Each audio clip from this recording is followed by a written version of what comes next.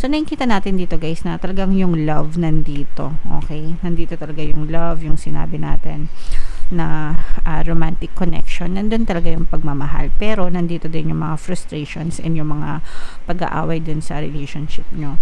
Sabi ko nga sa inyo guys, for some of you, parang you feel trapped, you feel irritated kasi paulit-ulit, no? Kaya kayo na-frustrate guys. Kasi for some of you, pwedeng paulit-ulit na lang yung nangyayari sa relationship nyo na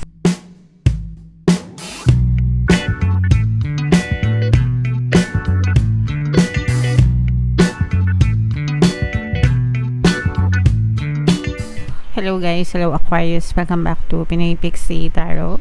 Ang pamagat ng episode natin for tonight is anong nararamdaman niya sa'yo. So titingnan natin yung feelings ng inyong partner o specific person.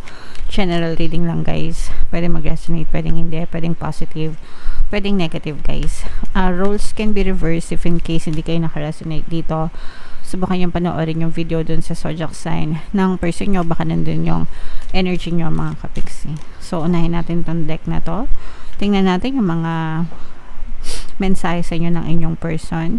I think of you at night when the world is asleep and my mind is awake. So, in short, mga kapiksi, no, palagi kayong iniisip nitong person mo, lalo na sa gabi, no? Yung tipong tulog na yung mga tao, ganyan. Pero siya, ibig sabihin, napupuyat itong person mo sa kakaisip sa'yo. Balisa siya, hindi siya agad-agad makatulog.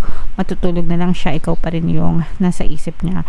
Especially, guys, pag pinapakinggan nyo yung ating pampabalisa subliminal, no? Meron tayong pampabalisa subliminal dyan. Kasi, yung mga affirmations na nilagay natin doon, guys, is talagang literal na 24/7 habang humihinga yung person nyo. Talagang iisipin at iisipin niyan kayo, no? Kayo lang talaga yung iniisip niyan guys. So pakinggan nyo yun para palagi talaga kayong isip-isipin ng person nyo mga kapiksi, kahit hindi nila sinasabi sa inyo na iniisip nila kayo. Okay? I feel empty and hollow inside. I can't open up right now. Meron siyang dinadamdam, no? Pero hindi siya ready na sabihin sa'yo. Hindi siya handa na malaman mo kung ano man yung nararamdaman niya. Pero empty and hollow, ibig sabihin may kulang sa kanya, no? Meron siyang emptiness, meron siyang kakulangan, meron siyang hinahanap, no? Pero hindi niya masabi sa'yo kung ano yun, kung anong dahilan ng pagkakulang niya or whatever mga kapiksi. So this person may be suffering in silence right now, pero hindi niya masabi sa'yo, hindi niya ma-open up sa'yo, probably because hindi niya alam kung paano sasabihin sa'yo, hindi alam kung paano explain, or pwede rin na baka hindi niya alam. Okay? Baka hindi niya lang din maipaliwanag sa'yo. Okay? Alright. And another message, Aquarius, I depend on you too much to let you go. I have codependency issues.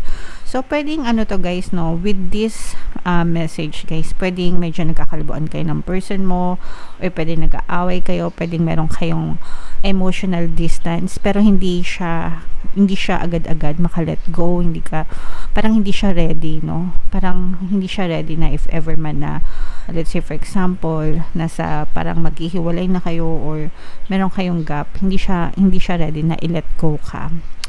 And kahit nahiwalay na kayo, sabihin natin, kapiksi, hiwalay na kami ng person ko, kahit hiwalay na kayo, yung attachment niya na sa'yo pa rin, iniisip ka pa rin itong person mo. And yun yung emptiness sa kanya, especially kung hiwalay na kayo, kasi nararamdaman niya yung kulang, na-realize niya na kulang yung buhay niya kapag wala ka. Hindi niya kaya, no, nahihirapan siya maka-move on, nahihirapan siyang maka-recover kasi nasanay na siya na palagi kang nandyan sa tabi niya, kapiksi. Okay? So, comment down below guys if feeling nyo naka-resonate kayo dyan. Ito naman guys, tingnan natin yung mga emosyon sa loob ng inyong relationship. Pwedeng nararamdaman mo, pwedeng nararamdaman ng person mo, pwedeng nararamdaman nyo parehas.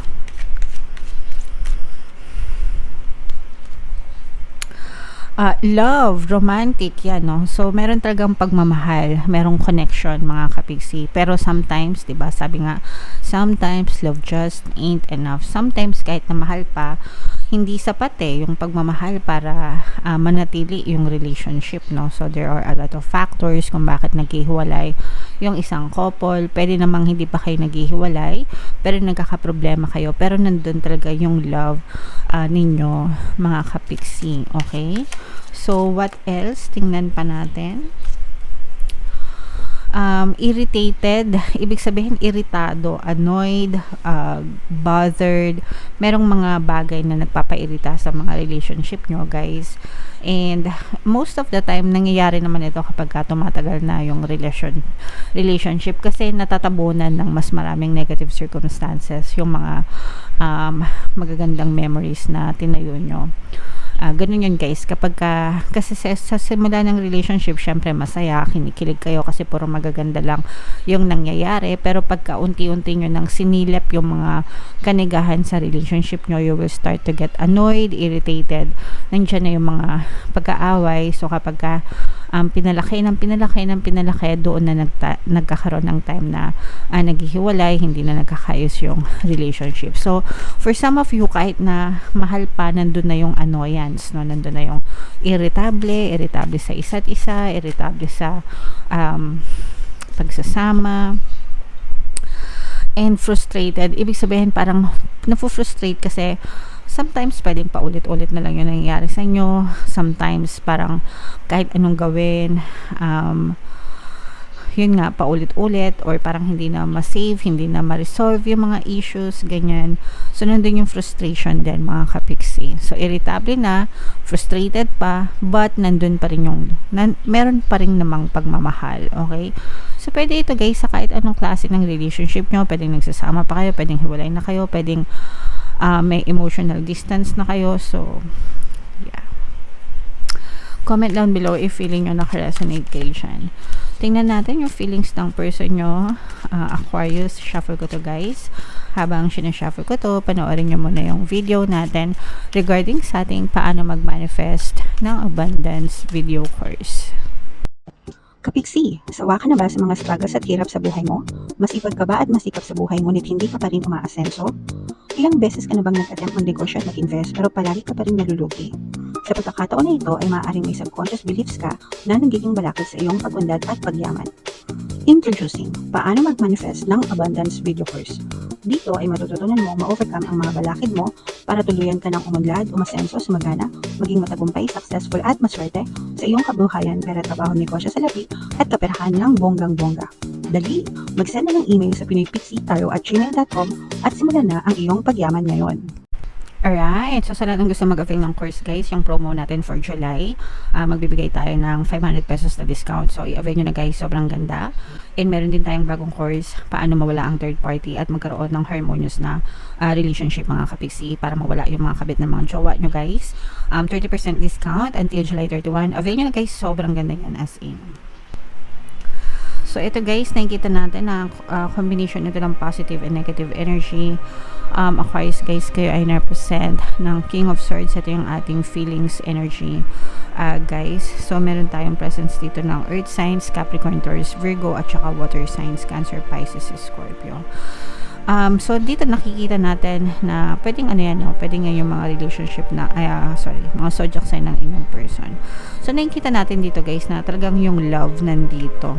Okay? Nandito talaga yung love, yung sinabi natin na romantic connection. Nandun talaga yung pagmamahal. Pero, nandito din yung mga frustrations and yung mga pag-aaway din sa relationship nyo. Sabi ko nga sa inyo, guys, for some of you, parang you feel trapped, you feel irritated kasi paulit-ulit, no? Kaya kayo na-frustrate, guys. Kasi for some of you, pwedeng paulit-ulit na lang yung nangyayari sa relationship nyo, na feeling nyo na trap kayo, hindi kayo makaalis, hindi kayo makawala-wala dun sa ganong klase ng sitwasyon. Meron kayong pinag-aawayan ng person mo, okay? And yung pinag-aawayan nyo, parang paulit-ulit siyang nangyayari. I'm also sensing na maaaring may kinalaman nito din sa past, no? Kumbaga parang pwedeng nasira na yung tiwala nyo sa isa't isa, basag na yung tiwala nyo sa isa't isa nitong person nyo, and tuwing may nakikita kayo na parang familiarity nung eksena dati, hindi maalis sa isip nyo. Okay? So, kaya parang haunted kayo, guys. And nakikita natin dito na parang meron ng, kung hindi pa kayo naghiwalay nitong person mo, parang one of you is thinking of giving up already and mag-focus na lang sa sarili kahit na gusto pa, kahit na mahal pa. Okay? Pero parang nagde-detach na slowly. Pero nandito pa rin yung gusto pang ipaglaban, guys. So, medyo naninimbang yung iba sa inyo. Parang nakikita natin na nag-uurong sulong. Parang ang pinaglalaban nyo ngayon, guys, is yung relationship versus peace of mind. Okay, kasi yung iba sa inyo para mas gusto ng peace of mind, ng mapayapa, ng tahimik, and mas gusto ng iba sa inyo na mag-focus na lang sa sarili kasi dun sa relationship, kasi feeling nyo hopeless na, parang feeling nyo trap na nga kayo and gusto nyo na talagang makawala, parang nasasakal na kayo. Yung iba sa inyo, guys, parang literal na feeling nyo nasasakal kayo dun sa relationship, no? Baka super obsessed naman itong person nyo, kaya nandun yung super love pero super obsessed din, kaya yung iba sa inyo parang may feeling din na nasasakal. Okay? So, comment down below. Syempre, guys, iba-iba kayo ng love story. So, comment down below if feeling nyo naka-resonate kayo dyan. And one of the problems also na nakikita natin dito is parang yung iba sa inyo is you may be dealing with a person na medyo isip bata, immature, ganyan, na pwedeng pag pinagsasabihan nyo sila, magiging ma-okay sila, tapos afterwards back to dating ugali na naman. And parang meron din dito sa relationship nito na parang pa-victim mode, no? So, alam nyo yung pa-victim mode? Pag sinabing pa-victim mode, sila yung may kasalanan, sila yung i-initiate, sa kanila nanggagaling yung kasalanan, pero they play na pa-victim, parang napapabaliktad nila yung sitwasyon, and parang nasisisa sa iyo. Let's say for example, sila yung may kasalanan, napapabaliktad nila yung sitwasyon and kayo yung sinisisi nila, and ginagamit nilang excuse yun para dun sa mga maling ginagawa nila. So, ganun yung pa-victim mode, mga kapiksi. Kaya kayo palagi nagkakaroon ng conflict with this person, guys. Okay?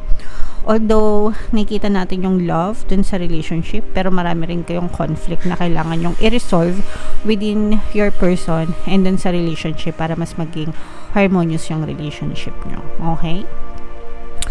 So, sa mga naka-resonate, guys, marami tayong mga subliminals na pwedeng makatulong sa inyo. Yung pampabalisa, pampabate, kung palagi kayo nag-aaway ng person nyo, pampabait, no, para bumait yung person nyo. And kung may mga balakid kayo, pwede yung pakinggan yung pampawala ng balakid, guys. So, marami tayong relationship subliminals dyan. Comment down below, guys, if naka-resonate kayo sa story nito, if this is your love story. Yung mga relationship subliminal, guys, lagay natin dito. Pwede yung pakinggan para makatulong sa inyo. And, ito naman yung ating success stories ng paano mag-manifest ng abundance video course. Click here to subscribe, guys, and click here to join our membership program. Thank you for liking, sharing, and subscribing, and see you again next time. I love you all, guys. Have a nice day. Bye-bye.